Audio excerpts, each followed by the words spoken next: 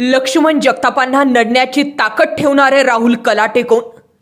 चिंचवड मतदारसंघामध्ये तिरंगी लढत होते.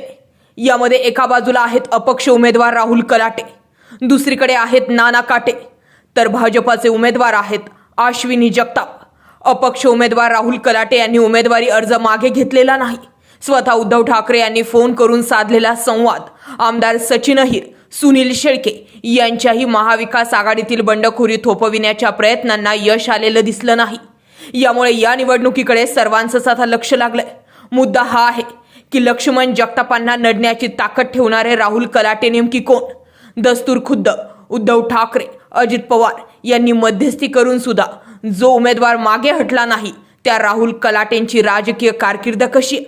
गेली 10 वर्ष राहुल कलाटे या मतदारसंघातून अपक्ष आणि शिवसेनेच्या माध्यमातून दुसऱ्या क्रमांकाची मते घेतात. महाविकास आघाडीच्या नेत्यांनी मध्यस्थी करूनही चिंचवडमधून उमेदवारी अर्ज मागे न घेणारे, उलट माझा विजय पक्का आहे असा ठाम विश्वास व्यक्त करणारे राहुल कलाटे नेमके कोण हे जाणून घेऊया. पुण्यातील BMCC महाविद्यालयातून राहुल कलाटे यांचे BCom पर्यंत शिक्षण झालं. पिंपरी चिंचवड महापालिकेत ते शिवसेनेचे गटनेते म्हणून देखील त्यांनी काम केलं आहे. त्यांच्यासाठी सांगवी आणि पिंपळे गुरव परिसरातील आजी माजी नगरसेवक, पदाधिकारी हे त्यांच्या पाठीशी कायम असल्याचं दिसून आलं.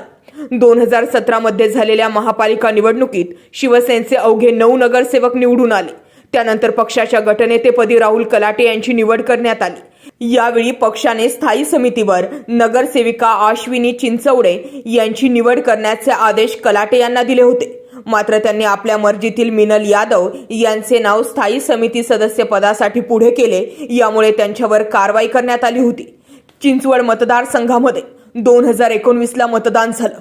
भाजपाकडून लक्ष्मण जगताप हे रिंगणात होते. त्यांनी 1,50,723 मतं घेतली, तर अपक्ष उमेदवार राहुल कलाटे यांनी 1,12,225 मते घेतली.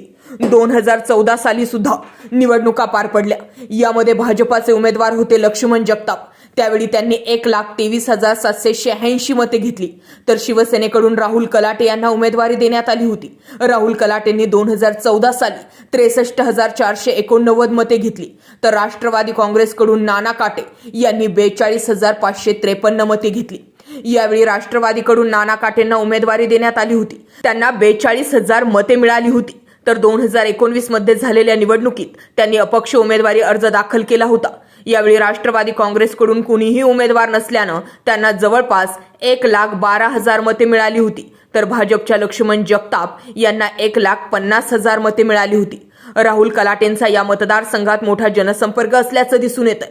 यातच त्यांचा उमेदवारी अर्ज दाखल करण्यासाठी स्थायी समितीचे माजी अध्यक्ष नवनाथ जगताप, माजी नगरसेवक अमित गावडे, माजी नगरसेविका मिनल यादव, अश्विनी वाघमारे यांची देखील उपस्थिती असल्यानं यंदाच्या निवडणुकीत 2014ची पुनरावृत्ती होत नाना काटेंपेक्षा जास्त मतदान घेणार की काय याकडे सर्वांचंच लक्ष लागलंय.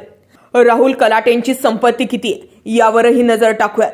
उद्धव बाळासाहेब ठाकरेंच्या शिवसेनेतून बंडखोरी करून अपक्ष उमेदवारी अर्ज दाखल केलेले राहुल कलाटे हे तब्बल 61 कोटींचे धनी आहेत. त्यांच्यावर 1,10,07,248 रुपयांचं कर्ज आहे. तसेच 55,000चे एक रिव्हॉल्वर आहे. कलाटे यांनी उमेदवारी अर्जासोबत सादर केलेल्या प्रतिज्ञापत्रात त्यांच्या मालमत्तेविषयी माहिती देण्यात आली आहे. राहुल कलाटे यांच्याकडे 92,640 इतकी रोख रक्कम आहे, तर 58 कोटींची जमीन आणि 1.5 कोटी मूल्याच्या 2 सदनिका आहेत. तर कलाटे यांच्यावर पिंपरी पोलीस ठाण्यात गुन्हा दाखल आहे. कलाटे यांच्याकडे 92,640 रुपये, तर त्यांच्या पत्नीकडे 53,750 रुपये रोख रक्कम आहे. त्यांच्याकडे 15 तोळ्याचे 5,25,000चे सोन्याचे दागिने आहेत. तर बँकेत 1,10,07,000चे कर्ज आहे. त्यांच्या विविध बँक खात्यात 56,47,144 रक्कम बचत ठेव असल्याची माहिती देखील त्यांनी दिली. या संदर्भात अधिकचे अपडेट जाणून घेण्यासाठी पाहत रहा आपला आवाज.